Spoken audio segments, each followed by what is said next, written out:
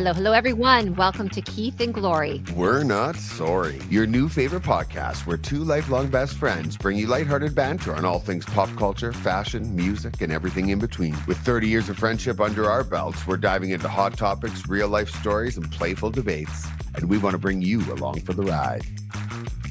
Welcome back, and today we are doing the most fun thing. We have never really done this fully. We have a crossover episode with Keith and Glory from the We're Not Sorry podcast. So Woo! today we have Glory Jewett and Keith Madge here, as well as Jamie and I. And so we are going to jump into all things pop culture, fun, entrepreneurship, what we're all working on, all the good things. So, how are you guys? Really good. We're doing So great. excited to do our first podcast collab. Is that what they call it? Yeah, I think so. Yeah. Collab, yeah. Awesome. That's way cooler than crossover. Crossover. I like that better. And I couldn't be more excited to do it with you two, who we've known for 20 years, I would think, like early 2000s. Has it been 20 years? My gosh. I Oh know, my we're God. old. Yeah, I would say maybe even longer. It's been a long Maybe time. even longer. Yeah. Anyways, it's so fun. Maybe we should tell everybody how we know each other. Right. I mean, I don't where do you remember mean? much from 20 years ago, so someone else take this over. You guys want me? I remember like it was yesterday meeting Keith, and we were at an aesthetic like wine and cheese night and of a friend and mutual friend, and we went out to this thing, and I'd never met Keith before, and he basically like came up to me, and I think you had just came out of like getting a little botox or some little fluff up, and you were like, I've never done this before, it's so fun. And so anyways, but then you said to me, no, you had done it before, but you were loving it. That's what it was. So you were getting your top up, and you explained to me that you were a teacher. And I want to say you said you were teaching grade 4. Like, that's how much I remember. And you said to one of the kids, like, sit down and read your book. And the kid, like, just smiled at you. Oh, And you were like, no. what's the matter with this little brat? And I remember this kid, Evan, but it was the first time I got Botox, and I do silent reading after lunch to chill them out and stuff. And I'm trying to give this kid the look, like the teacher look, like, read your book, because it's quiet and everybody's reading, but I forgot my forehead didn't move. So I'm looking at him like this, like, read your book, trying to frown, and he just looks at me like this. They can't see you on radio. He was And he waving. just waved, and I'm like, oh yeah, my face doesn't move. Evan, read your book. Yeah, exactly. I mean, can we talk about the first time Keith ever got that? I was there to witness it, and the amount of screams and cries and oh my God, oh my God, oh my God. I was like, Keith, I'm the worst. just go with it. It was, I mean, I wish I Well, had and that on like, video. don't we all wish it was as potent as that first time? Where your Right. whole forehead was fully frozen? Like, I don't know the last time that happened to me. And Jamie and Glory are both in the health and safety. I was going Right. to say, yeah. Is Mhm. that how you two met, or through Ray? No. I think through our friend's sister. Yeah, I I want think to it was say. through Maureen. It was just house parties. I'm pretty I think confident. so. Yeah, back Yeah. in the day, and then I think we fell into safety maybe after. I think so. Yeah. Yeah. And like Okay. independently, like never Yeah. worked in the same. We never worked together. No. I think we reached out for like connections over the years, but you never, Yeah. Jamie, we never worked together. You never came and worked for me down south. What's going on? Well, no. I mean, if the opportunity is still available, Whoa. I am. Whoa. Yeah. Okay. We'll talk after the show. Turn the video off. Right So now. my question that I always love to ask sisters is, which Hadid would you be? Who's the Gigi? Who's the Bella? And if you don't kind of get that, like, Gigi's kind of more of like the cutesy, sweet one. Bella's got like a little more edge, kind of. Now, originally when I met you, I would have pitted the two opposite. As of now, like, kind of reading your books and listening to your podcast over a while, it switched for me. But how do you Okay. feel? I would say Dale's certainly the sweeter of the two. Like she's the Bella for sure. Or Gigi? Or Gigi, sorry. And I'm way more like matter of fact, Capricorn energy. Like Okay. yeah. That's what I would have thought, but now I kind of have it switched. Really? Yeah. Interesting. You know what the thing about me is, I am very like, I'm a Scorpio, so I'm super nice, until you like push me Don't to my make me limit, mad. and then Yeah. there's no coming back. Yeah. So it takes me like you pretty much have to do something like absolutely terrible. I have almost no enemies because I'm like, oh, whatever. Okay, fine. Yeah. Like no big deal. You're an idiot, whatever. But it's just like more internal. Yeah. Um, and so I can like keep my cool way better than Jamie can. And like Okay. also Jamie has 3 wild children and has a whole life where she's like, you know, run ragged daily. So like I get Yeah. more sleep. It's easy to be nice when Okay, nobody I'll have to remember that. Good advice. It's easy. What Here's some time business do you- advice. It's easy to be nice when you're well rested. So, Yeah. exactly. Well, It's it's true. funny. Look at you both in health and safety, 3 kids each. You guys have a lot in common. Yeah, and I'm run ragged, so I get you, Jamie. I feel you. Yeah. Honestly. Exactly. Well, you guys look great. Well, Well, thanks. thanks. Okay. So why don't we start with a little most likely game? Okay, that's Laura, fun. you've got some questions? I do. I will pull them up right now. So this game, I feel like I think we do it around. We'll do Jamie and Dale first, and then Keith, maybe you and I go. Okay. Um, this is most likely. So who is most likely to do an Irish exit? What is that? Yeah. Do you know what an Irish exit, for those listening, is when you sort of duck out of a party? Like you don't say Yes, goodbye. You're like, goodbye. hey, it's 9 o'clock. I'm out. I've got to go home. And you like just kind of disappear. Because saying Hmm. bye, like, I You feel know, you got to, yeah. I would say me, but I actually think it's Jamie. Yeah. Um, because she's just once the kids are loaded or once the like she's done for the Yeah. night, she's out of there. But I'm the kind of person that would feel bad. Like I would feel the guilt of like I didn't even say thank Saying you. bye. I Yeah. didn't, like I should have said hello to everybody before I left and I just kind of left. And like my Yeah. husband would be the first person to be like he like as he's pushing me because for the people that can't see me, I'm in a wheelchair, but I'm also he'll be pushing me and he like almost like hits the back of my shoulder, like not hits it, but like hits it with his finger, and that's his like indicator, like Signal. stop talking, we're let's leaving, go. Let's go. Yeah. it's over. But like, had you asked me in my 20s, I was not the girl leaving unannounced. No. I was the girl staying till the party was fully over. Right. That's what I was Fully going to say. over. Unfortunately, Glory and I, too, we probably should Irish exit a couple hours Yeah. early. But Yeah. we I stayed don't to think bitter either of end. us one would. I think we're both there till the end. Yeah. I You Out don't of gotta know. you kick two, me who out. would do it? I get that though, Dale. I'm kind of the same. Like I can't leave without saying goodbye or like thanking the host. I'm kind of Yeah, that person. But yeah, I exactly. don't know. Keith, Well, who I'm do you not think out of us? talking a dinner party. I'm talking like a big group setting, you know. You eat the appetizer, you're like, that's shit, I'm out of here. I'm Hopefully gonna nobody pretend I'm going to the notices. bathroom, I'm leaving. Okay, It's Keith, a who's us? 4-person dinner. Who out of us? I've got a few to get through. Yeah. Is it you or me? You go Who's ahead. Yeah. Keep going, Gloria. well, no, what do you think? Who's the most likely to do an Irish exit? Oh, I think we answered. I think Oh, it both was of us both of us? stay to the Okay. bitter end until we're kicked out. Okay. Neither. It's a Irrelevant no for question me. for the two of you. And next. Okay. Who is the most likely to start with mimosas?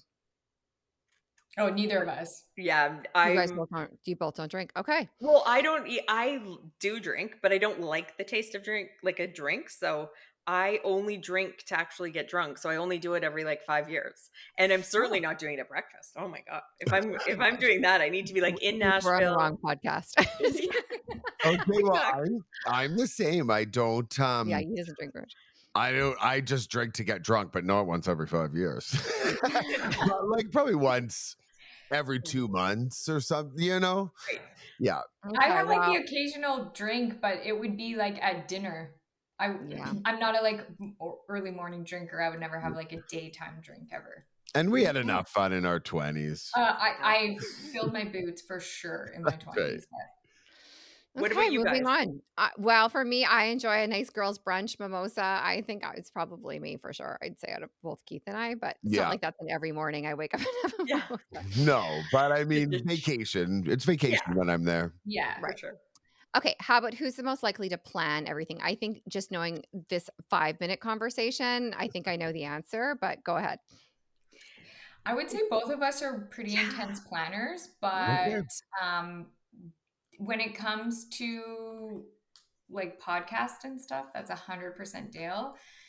But when it comes to like Christmas stuff, it's me. Like we each play a Yeah. role in different parts of our life, Mhm. and she does a lot of the like technical stuff. I do more of the fun stuff. I plan the fun stuff. She Yeah. plans the like technical, boring Like, stuff. even in our girls' trips, I plan, like, all the, like, masterminding that we're doing, or a lot of it, and I, like, make sure the paperwork's all organized because 'cause I'm, like, a good organizer, and I She have a like lot. orders, the Yeah. swag bags and does all Yeah. that kind of Mhm. Yeah. stuff. And I'm like, I swoop in and I'm like, these are the games we're gonna play, Right. and this is the food we're gonna eat because I like that, and that's what Yeah. I want to have. Like, uh, we each have our role, and it's very distinct, and we don't ever talk about who's planning what, but No. we just do it. We just And know. Okay. for our listeners that might not know about the Ultimate Girls Trip, do you just we'll get into it a little bit more later. I know Glory wants to, but do you want to just give just kind of a brief little summary of it? Sure. So the Ultimate Girls Trip is so fun. It is something that Jamie and I came up with after we started our podcast. That we had started to build this community of women writing us every week and listening to our podcast and joining us on social media. And so we were like, how can we take the like amazingness of this and put it in the real world? And so our podcast focuses on female entrepreneurs. And so basically what it is a 3-day retreat. So far, they've all been in Scottsdale, Arizona, but we are open to like doing new locations in the future. So Atlanta should be in your yeah, future. that'd be fun. Mhm. So fun. So lots of ideas there. And we basically do mastermind activities. We have so much fun. Like Jamie said, we play games, we do all this stuff, but it's a chance to meet other women who are also wanting to like dream big, go after their dreams, do the big things, like do the Hmm. stuff that nobody in their worlds are doing. So Hmm. you find yourself the right community of ladies, and there you have a much better chance of actually completing those things. I love that. And how do people sign up, Dale and Jamie, while we're on the So topic? we have a wait list. We only do a couple a year, and our next one is very soon. So um, if you go to proofitspossible.com, you'll see all the information there. And yeah, so Okay. And have you ever thought about opening it up to like the ultimate girls, gays, theys, and anybody that slays trip? we haven't, but I love it. So that Okay. is And very thank I much you think for he the just coined the name. name. I think he just coined the name. The girls, exactly. gays, theys, and anybody that slays. I like Okay. it a We'll Yeah. send lot. you royalties. Well, I'll have to be invited on that trip. Well, exactly. Yeah. Oh, like I've told you both, I'm absolutely going to attend one. It's right up my Yeah. alley, right on brand for me. And I definitely, definitely will make it a point once I can make it work for my schedule to attend for sure. Once I can get on the wait list. 100%. We would love to have you. Yeah, let's do a couple more and then I think we get into the stories because I know we have a limited Sure. time. Yeah, Keith, you want to do a couple more and then sure. let's, yeah. The first one is who would be the one that would tell on each other as kids? Dale, Dale, Dale, Dale. Dale. Yes, I absolutely kept me. all of her secrets because I'm not an asshole. Yeah. Oh. Really? Okay. And now, is it still the same? I mean, Um, what would you tell on her for? But like, I wouldn't tell on her. Jamie and I decided when we were like 11, 12, somewhere in there, that we were a team and we were against our parents. And like, we love our parents, we're very close to them, but we just started acting like as best friends instead of siblings at really quite young, because yeah. usually you can keep fighting later into your like teen years and stuff as sisters. And so we stopped telling on each other. But now Jamie's got an 11-year-old and she's got like a cell phone and she's wanting independence. And so I'm the one that's like, I put tracking software on the cell phone. And Jamie's like, she's fine. I trust her. She's a good girl. She listens, whatever. And I'm like, yeah, but we don't know where she is. We don't know what she's looking up online. So now Yeah. I know if she's looking at a special, like a particular thing on Lululemon, because my phone like alerts me that she's done a Google search. Really? You And have that. What a oh good yeah, one. I oh yeah. need that in my She's life. a I'm so bad she's at a that. helicopter auntie, I'm and like, she says like I have to lie to her and be like lie to her about, oh, she took the bus to her friend's house after school, like stuff that I'm like, I shouldn't have to. You're not her mom. I shouldn't have to lie to you. I shouldn't be when her accomplice. I'm like, But why are we just asking to get the children kidnapped? Like, what is happening here? We don't put them on the city bus. That is absolutely crazy. And Jamie's like, all her friends are doing it. That's how they get home from school. I'm like, oh my God, this is unbearable. I will just say, in the city we live in, the city bus is the school bus. So Yes, exactly. Okay. So, how they I'm get so home. excited we didn't have tracking devices when I was a kid because I oh, wasn't the best kid. Same. And poor social speaking of telling on sisters, I have an older sister who's now my best friend, of course. But on our podcast every week, Keith and Glory, we're not sorry.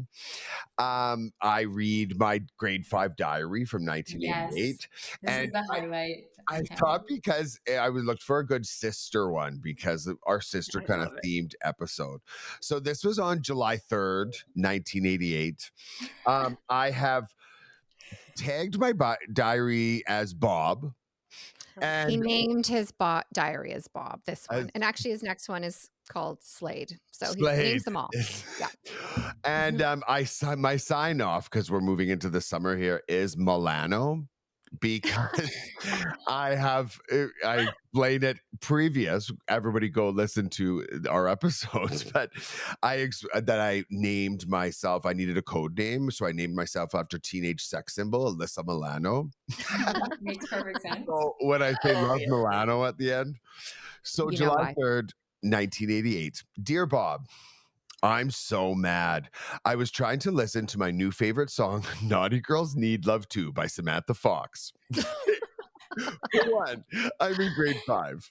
I don't Na- even know what that song is. I'm gonna have to Naughty listen to it Girls now. Need Love Too? No, can you Does sing a riff? anybody know that song? Oh, Oh, No. No. do you guys know Samantha Fox? no. No. No. Oh, okay. I'm really old. Anyway, listen to it tonight. My sister's music was blaring, so I told, and she called me names. So I told again, and she lied to my parents. So here I am on a 90-degree Fahrenheit day in my room. I hate my sister and my mom. They're always on each other's sides. I hate them so much. Right now, my sister came in here and yelled at me. What a blank. Love Milano. I even like to Oh think my What it's did God, you I really love it. wanna say in dead. the blank? I love it. But Oh my God, I love it. the sibling fights are the worst, right? You Like know what I They they are. really particularly loved about it the most is that you told on her once, your mom was like, I don't care. And then you told on her a second time thinking like, this will solve it. Yeah. yeah. This should do it. And it And all then, not that her music was too loud, but the fact that you were trapped in your room on a 90-degree day, like the unnecessary I got details in of the diary trouble. entry. Okay, you're picking up the vibe, JB. I love it. Yeah, I love it. Keith, how Okay. long did you, like, sign off as Milano after that one section? Like, for the I rest of mean, the till the rest for every the single rest of the year. the rest of the I'm committed. I'm sad that you didn't choose Slade.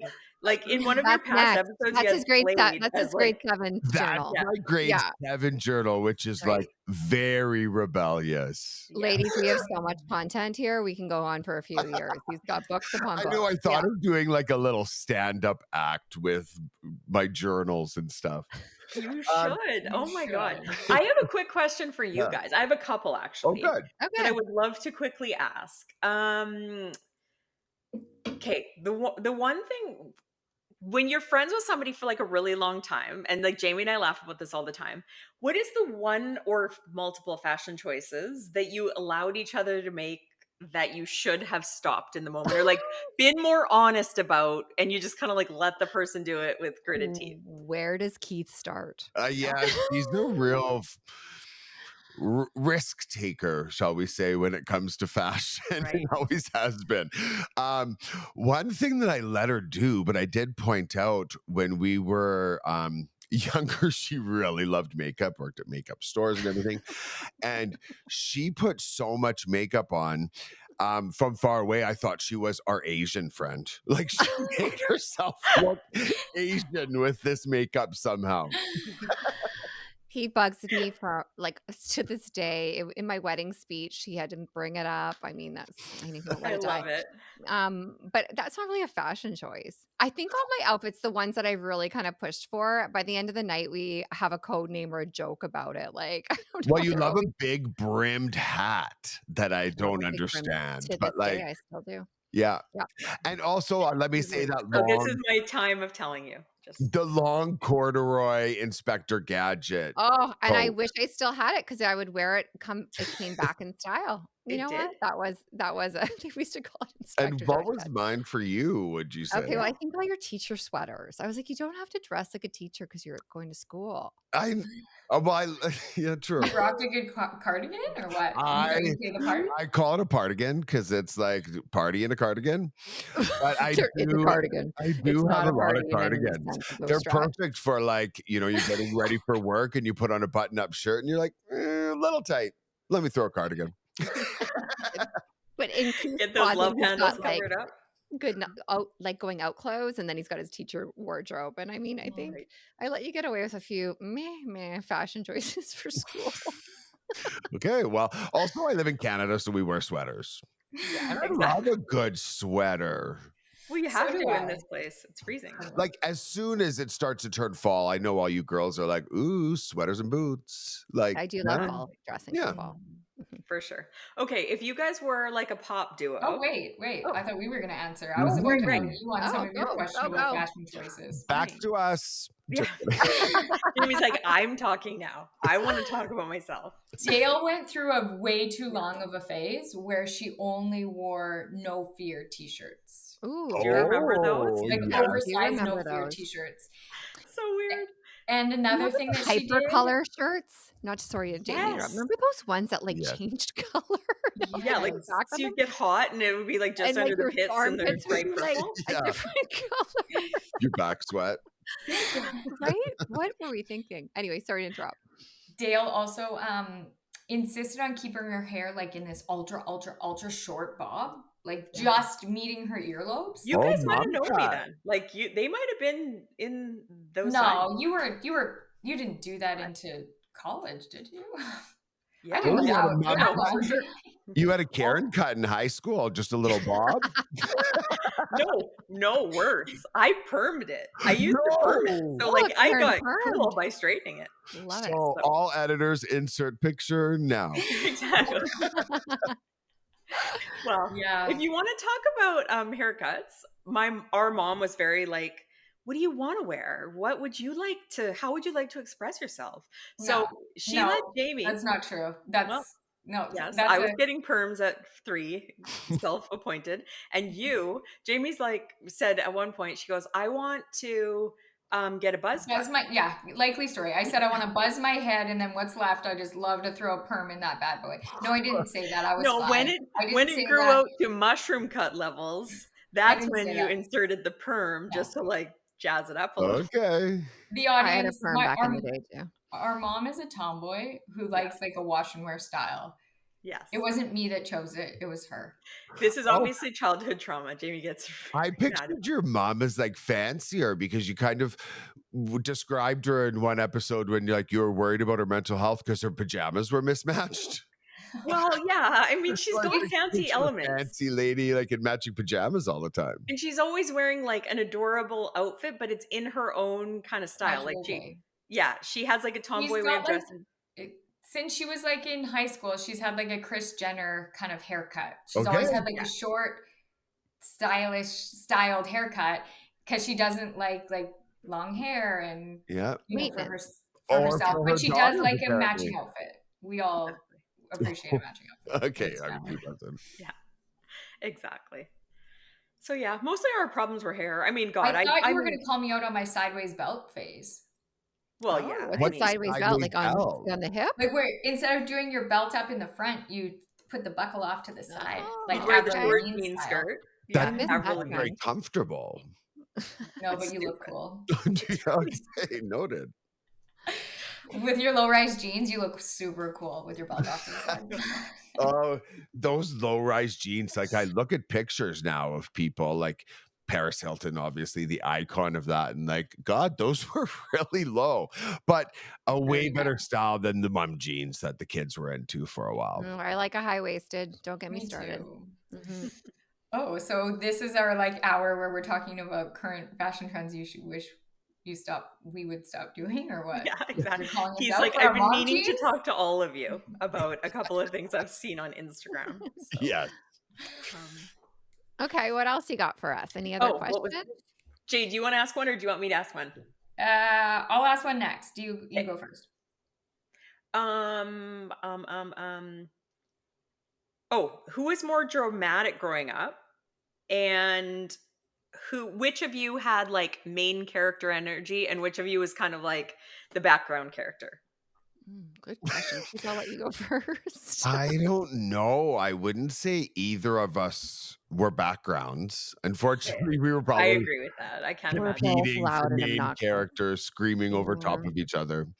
Mhm. What was the other question? Who was more dramatic? And I mean, I think we're both. Keith, for sure. Really?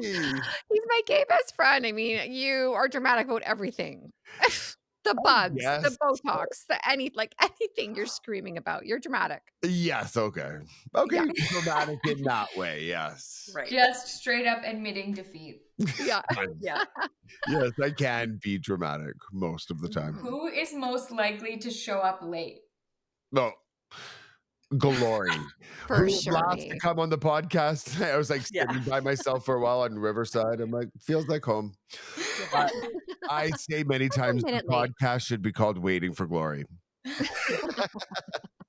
I'll be on in Who- 10 and then it'll be an hour later. Who's Anyway. most likely to send a voice note over a text message? I'm not a voice noter. Me neither. Me Neither. None of you guys are? Yeah. No. I think, is that a younger generation thing? I must It be. must be. Yeah, because no, I don't. I've maybe sent one if I needed to say something like funny or like sing. You'll be lucky to get one. But yeah, no, I'm not a voice noter. Right. Okay. How about you? Who's Okay, you guys who's most likely to cry? Like who's more like emotional and like cries at commercials, or is the first one to like Mm, I don't cry at like commercials, but maybe like dog stuff. Like dog reunions or like stuff like that. okay. I don't know if either one of us are big criers. Would you No. say? No, I don't think so. We're always laughing. Yeah, Okay, we cry There's time laughing. and a place for a good cry. But Okay. Okay, who would you say out of you and I? yeah. Is most likely to cry? Yeah. I would say you're more emotional for sure. Oh wait, who's more dramatic? I'm more dramatic for same. sure, but my drama is often like my first reaction is anger, not sadness. Right. I'm a psycho, essentially. Exactly. But I do think you cry. Like I think you cry more than I do. I really do. Anyways. Anyways, Depends how much rest we have, right, Jamie? I mean, if I'm Exactly. Yeah, good and Totally.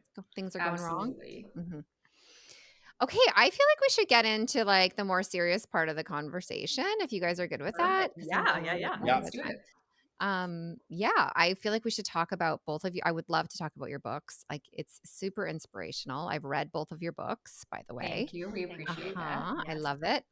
Two very, very different stories. And I don't know if you guys want to kind of give like the highlight of what they are and just the name of your books. And I like give a little shout out. I mean, both of them were very, very interesting. I think because also I know you both. So I even found it even that much more interesting, but they're both really Mhm. well written and well done. Thank you. Mhm. Great book. I can go Super. first. Yeah. So my book is called Looking for Proof, Memoir of an Addict's Wife. So my husband is an alcoholic who is in recovery. And I wrote the book because I was like, when I was like in the throes of his addiction, I was like sitting alone by myself being like, God, like I can't even tell anybody what I'm going through because I was trying to keep it Keep all it all together. together. Yeah. And I was like, I would scour the internet and be like, what do you do when you think your husband's drinking? What do you do when you smell booze on his breath? What do you do when he's supposed to be sober, but he's not? Like all of these questions, and the internet's like not super helpful. And there was no like AI or anything back then. So it was a lot of like, like the odd blog post would have something, but it was very little resources. It was like,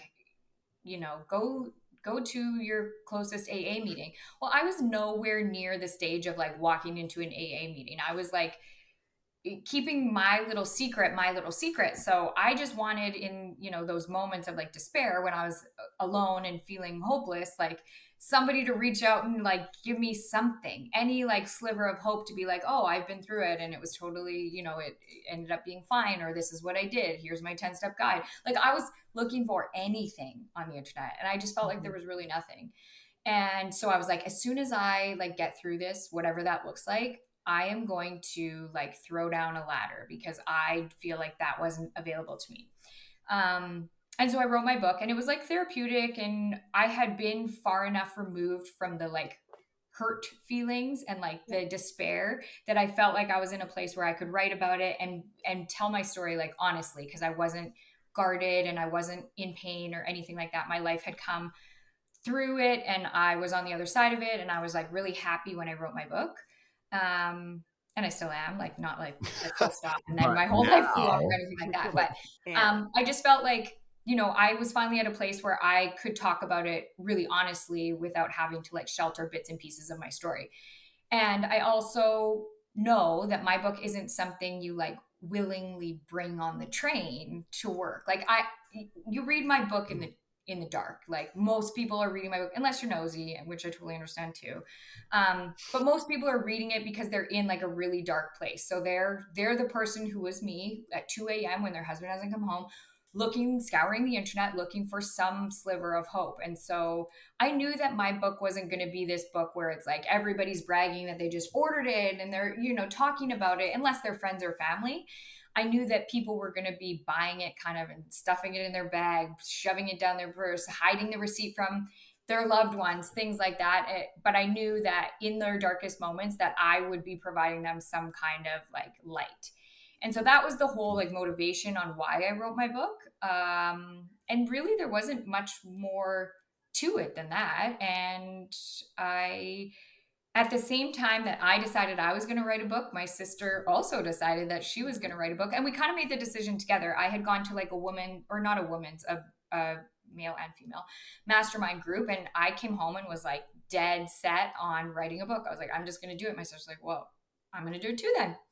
And so that's what we decided. Because for years we had talked about wanting to write a book and then never seriously pursued it. So that was the time, and then we just got after it. Dayle, do you want to talk about your book? I just want to, before we get I on to Dale's, I just Yeah, want to sure. Yeah. say, I was also married to an alcoholic. And so reading your book, I really want to just commend you on your vulnerability of putting it all out there because it's not easy. And I've been in that space where you just want to keep the lid on of this little home of perfection and Yeah.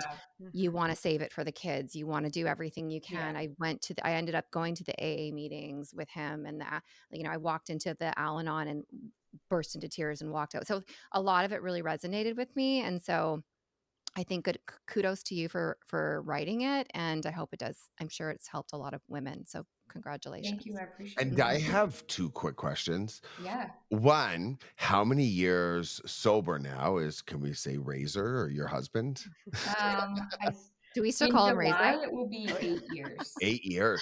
And Yeah. how did he feel about the story being out there? Everybody is so curious about this. Like, Mhm. he is pretty much an open book. He said if this is going to help even one person, then it's worth it. So just go ahead and tell your story from your perspective. I was very mindful in writing it that I didn't put thoughts, words, and feelings into him and the role he played into it. It was all about me and how I felt in those moments. Mhm. So I never said like, oh, I suspect his drinking stemmed from blah blah blah. I never say that in my book. I only talk about my perspective of things, and he has never read the book. And I've asked him a lot of times, like, do you think you'll ever read it? Really? And he's like, no, it's your book, and I'm at peace with whatever it says is exactly what you felt in those moments, and I don't need to read it. So Or That's probably want to go interesting. back there. yeah, Or do we even know if he can read? Just kidding. I'm just kidding. Just kidding, Ray. Oh, that was not cool. Okay, Dale, over to you. So when Jamie came home from her mastermind, I will just say about Jamie's book that I actually think, like she was saying, people read it in the dark, but I do think Jamie's book is one of the most important books, like in the market. Like I think that it helps more people than the average book, and it's such an interesting thing when you do talk about something that can be controversial or can be too personal. people almost feel like they're like Keith does, like reading the diary, but getting all access to it. So Yeah, I it was think it's like very very vulnerable amazing. and Yes. honest Yeah, and, Yeah, turned inspirational. I thought it was for great. I sure. don't think And it's a so really anyways, dark book, I was gonna say, Jamie. You think that, but I didn't. I actually found it a very interesting read regardless of my history. So, mhm, yeah, which is I great. think it appeals to more people than you're probably giving yourself credit Yes. for. Mhm. Thank you. So when Jamie got back from her mastermind, I was like, "Hey, if I don't do this now, I'm gonna never do it, and we need to hold each other accountable." So and the thing is, I'd been making notes on my phone for 10 years about like chapter ideas and things I would include and whatever. So we ended up working actually with the same publishing company, Glory, that But you for work with. everybody who doesn't know what your book's about, give us like the Yes. Coles notes. So Yeah. I had no idea how to do it. So thank God we found like our book coach and he helped. But Mhm. my book, I have been in a wheelchair since I was 16 and I'm in a wheelchair as a result of a surgery that went wrong. So mistakes within the surgery and things like that. So I walked in to the children's hospital and I never walked out. And so just the piecing your life back together parts that go on in the grief and the process that you have to go through. And I was 16. So like I had great parents, I had a great sister, A but I very didn't have mature 16-year-old. yes. Well, Mhm. yes and no. I was an asshole. And then you wake up mature because you all of a sudden have adult problems. Mhm, And whenever I talk about health, I always say like it feels like our lives have lots of problems until us or one of our loved ones has a health problem. And then Mhm. you only actually have one problem. And Mhm. none of the other mhm, problems like scheduling and busy careers and whatever, they all just Doesn't kind of go matter. away. And you're like, okay, well, this is my only problem and I have mhm, to focus on this. mhm. And that's exactly what I did. And I did it very intentionally. So my book talks about everything from, me needing to like lose a whole bunch of weight because once I was in a wheelchair at 16, I didn't know how to eat properly. I didn't know how, with my new limited ability to burn those calories, I was still eating like a kid. So I put on weight and I did not want to stay there. And it was like, vanity reasons because I'm vain, but it was also because my mobility would have progressively gotten way worse had I not tackled that. And then the next thing I wanted to tackle was like, how am I going to make money? Like, how do I make a career and make the life that I dream of if I'm like confined to a wheelchair, if I can't go get experience, and I wanted to be an interior designer. So that's a very like unlikely, hard to do job when it's quite physical and you have to get into people's homes that has stairs. So it was just one of those like things that everybody around me was like, oh, we want that for you, but you can't. And so I Mhm. just like slowly figured out like, no, I want to, and I'll work with people and I'll figure it out and I'll explain my limitations or they'll explain themselves and I'll make my own way. And so I had all of these things that I called yeah buts. They were like my limiting beliefs and they all stemmed from my very good excuse that now I'm in a wheelchair, so I'm not capable of doing any of the things. And truthfully, what I was scared of was the vulnerability it took to do those things and potentially fail. So Right. I had all these yeah but stories, and the yeah but stories were basically all my limiting beliefs. And once I kind of conquered one, then I was like, okay, I'm making a living for myself. Like, whoa, this is crazy. And then the next thing I was like, you know what? I'm going to tackle my health. Let's deal with that. And then the next thing I decided, I was like, okay, I'm going to start dating. And like dating when How is you've like that? not really How dated anybody because you were 16 right. when all this happened, right in the middle of when that starts. It was wild and crazy. Like it was very I, people think I'm crazy, but I loved date. I thought it was like I love socializing. I love meeting new people. So like I did some vetting. Like and I heard Keith talk about this in another episode where you don't just go on the date. You have the phone call, we Do the didn't have FaceTime FaceTime. then, but Yeah. like you did some of the pre stuff so that you weren't on a date with a crazy. Like I wasn't really ready to get my body found in the river Right. because I couldn't defend myself and I felt like it was very dangerous for me to go on these blind dates Right. completely blind. So, but I would have an idea of who the guy was, and he would know I'm in a wheelchair before we went on a date. Like so you wouldn't think he'd show up if it was a problem for him. Mhm. And so the men that I met were like pretty wonderful. And like in some ways they were not wonderful and they weren't the men I was supposed to marry. But Mhm. Jamie's making mean faces. But they weren't like monsters or anything. Right. Mhm. So, it was one of those things where it was the ultimate test in vulnerability. Like going out on dates and getting rejected on the most personal level, which is love and who you Yeah. are and just as Yeah. a core person. It's even harder than being rejected on like a career level or, something that's like not as tied to like your heart. Right. So I just write really openly about all of that. Each guy that I had like serious relationships with and what went on and all the things. So, And And you've met as your a Prince Charming. Oh, I was yes. just gonna say, yeah, because I see all your cute posts about marrying your best friend and all those things. So, Yes. Yeah, yeah, I that's love him amazing. so much. and He's so good. actually, And like, Dale, that was the last time I saw you. I saw you at Globefish Chinook, and you oh, were with him, and I was with an ex of mine. So oh, it I would have don't been even 20 years. remember that. I remember it now. But so as a very mature 16-year-old making decisions, you kind of came to the title of your book, which I loved. Yes. So mine was like my ultimate goal in my life is to be happy. I mean, I love money, I love travel, I love people, I love family. But really, when I like settle into what I actually want, I want happiness. So what I never considered during all of my yeah, but negative statements was, yeah, but what if you were happy? And so what I'm like challenge people to think about in my book while they're reading it is, what if everything worked out the way you wanted it to? And we named our podcast Proof It's Possible because we feel like both Jamie and I have like overcome weird and totally different hard things, but we both proved that you can have a healthy, happy marriage after addiction. Not everybody can. It doesn't work out like that for everybody, but Jamie and Ray both chose to do the work, and I chose to do the internal work required to get the life I want and have the career I want and, do all the things that I care about. Yeah. So, I love And of that, and I course, love the yeah, but like that's yeah. such a great little Well, you catch thing. yourself saying it. Mhm. You're like, yeah, I'd love to do that. Yeah, but I don't have time. Or yeah, but I can't, Yeah, mhm, and you'll catch yourself as you like, after you read my book, people are writing me. They're like, I said, yeah, but 20 times today. And I'm right. like, stop yeah, it.